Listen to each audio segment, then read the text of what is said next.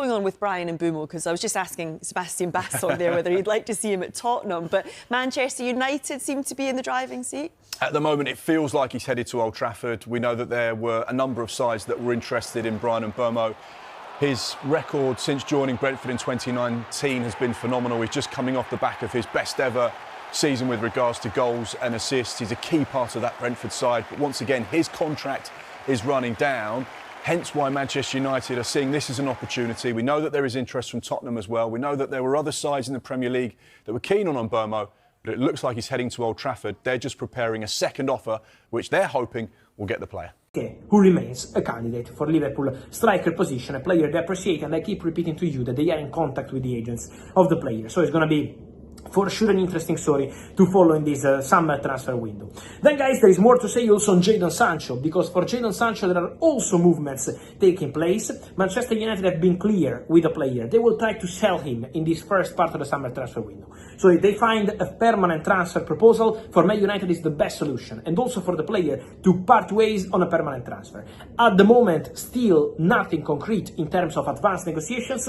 Interest from Napoli, but Napoli don't want to cover the whole salary of Jadon Sancho, and Napoli don't want to cover the whole salary even in case they sign him on a permanent transfer. So the transfer fee will not be a problem for Napoli, but the salary is too high. So or Man United accept Napoli conditions maybe later in the window, or Jadon Sancho has to accept a different salary to join Napoli. Otherwise, it's going to be a different club. So we're going to see what's going to happen with this case, but the expectation remains for Jadon Sancho to leave Manchester United in this summer transfer window after Chelsea decided not to activate the option to keep the player at the club at the beginning of the summer transfer window. Busy hours also for Chelsea. We mentioned Chelsea for this Jadon Sancho story. What about Jadon Sancho? A lot of interest in Italy. Yeah, Jadon Sancho's got interest in Italy. The latest suitor are Juventus, who have made exploratory calls to understand the terms of the deal. I think with Sancho, the tough part is that there were Chelsea, who basically offered him their part of the wage coverage, which was his full Manchester United wage minus about £120,000 a week. And there was no agreement on terms.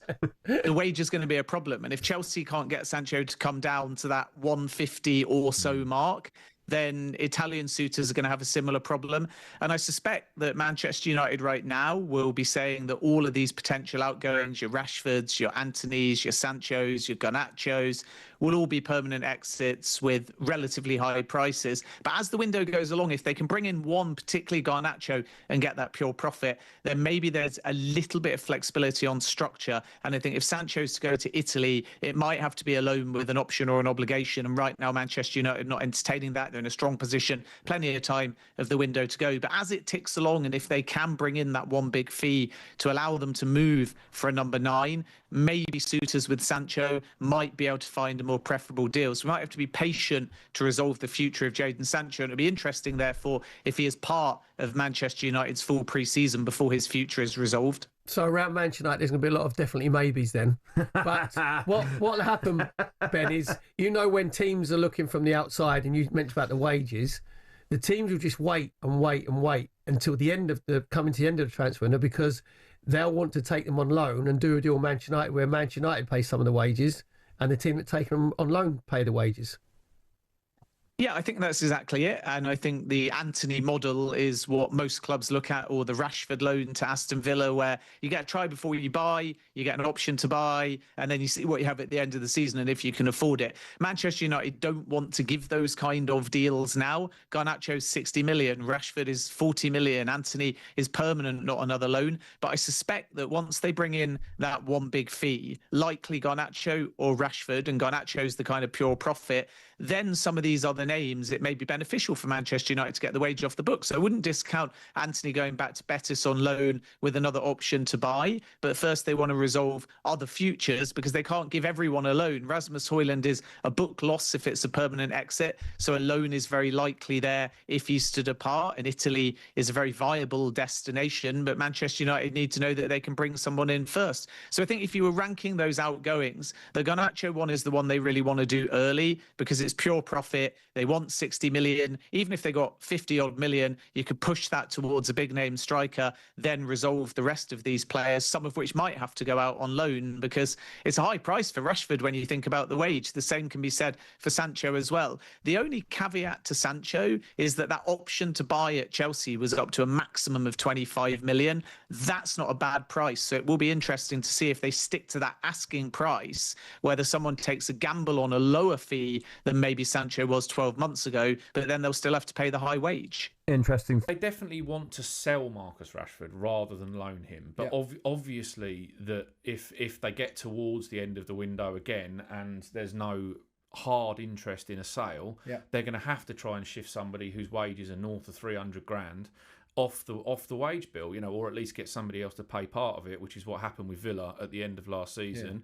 Villa aren't in the financial position, and obviously didn't get in the Champions League to buy him. Newcastle would be in the financial position to go near him, either on loan or buy him, if, as we mentioned before, Anthony Gordon was to go and potentially go to Liverpool. That could free up that left wing berth again.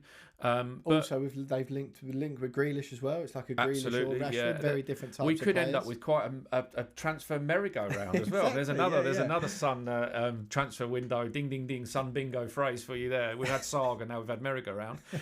But yeah, and there's an interesting one to happen with United, because they go on tour, I think it's to Sweden next month. And Amarim's not messing around. No. So it could be we're not quite there with nailing the story yet, but I'd be surprised if Rashford, Garnacho, obviously Anthony, and then there's Jadon Sancho to think about as well. Yeah. There could be 4 players who don't go on that tour, and that's 4 huge assets worth a lot of money. And in a squad reshuffle at Man United, these are the 4 in the shop window. And if they could shift those 4, let's say for an average of 40 million each, you might get a bit more for Rashford, or a bit less for Anthony, or vice versa. United fans will be going, what are you talking about? They're worth more than that. But they're only worth as much as someone's willing to pay. Absolutely, and they're not. And if you're talking about Jack Grealish for 40 odd million in this transfer window, then these players are in that bracket as well. And obviously contract length. Garnacho and Rashford are obviously pure profit because they're academy players. So they are Manchester United's priority first to get rid of, because that frees them up in the transfer window. Look, if they shift Rashford fairly quickly, and then a Sancho or Garnacho as well, they're back in the market for the likes of a Gyökeres if Arsenal don't go there, because then they've got the funds to do it. At the moment, they're treading this Jim Ratcliffe, players only barbecue tightrope of money, where they haven't really got enough for more than a sausage. And then it's but if they start to move those players on, so I think they'll force the hand of the players and the agents in the next couple of weeks, Man United, and therefore, guys, get yourself another club, because you're not wanted here. No, quite. It's a wild situation, isn't it? Where now Anthony is the most valuable of those 4. He's gone to Real Betis, absolutely tore it up. Unlikely, almost certain that they won't be able to afford a permanent transfer. Well, they have looked previously at doing like not a part ownership, but sort of like almost a part exchange. You're not quite allowed to do that anymore. But you can certainly pay. I think they were talking about somewhere in the region of 20 million euros up front, and then the rest of it in a structured deal. So over the next 20 years. But I mean, from a Man United point of view, if the manager's saying no, don't want him at all, and nobody else is interested, his value on the balance sheet is actually 0 or a minus, in fact. Whereas if they get rid of him for 20 million, get his wages will be tidy close to 200,000 a week. They'll be in line with the 85 million they paid for him. Exactly. Yeah. So again, get rid and move on. Yeah, absolutely. If you're Newcastle, then Dino, first of all, very quickly, Grealish or Rashford?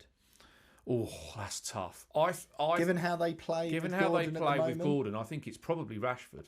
And we saw some flashes from Rashford at Villa. So yeah, but why not both? They're in the Champions League. Take both lads. Play Grealish at 10 and play Rashford on the left when you don't want Gordon. Enables them to be flexible as well. Another one.